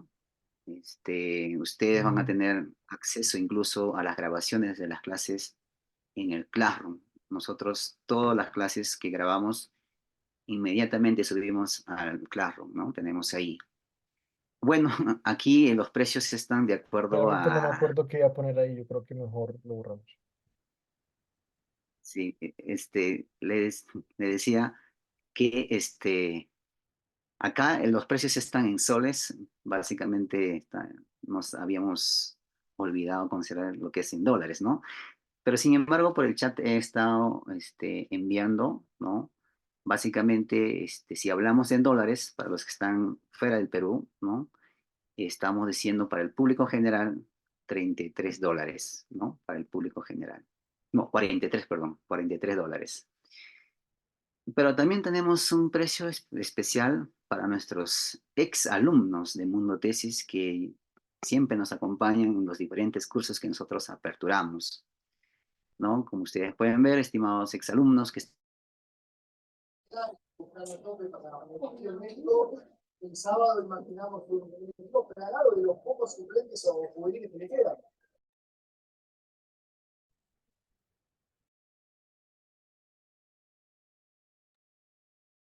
Profesor, ¿se le dejó de escuchar?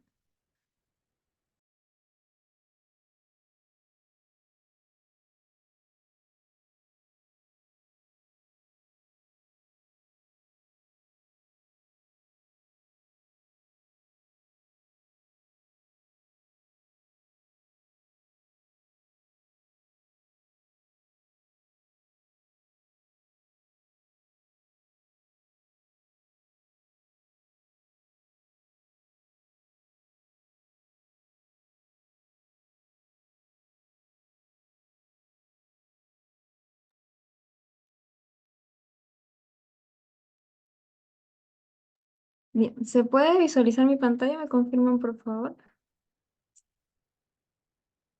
Directamente, señorita Mónica.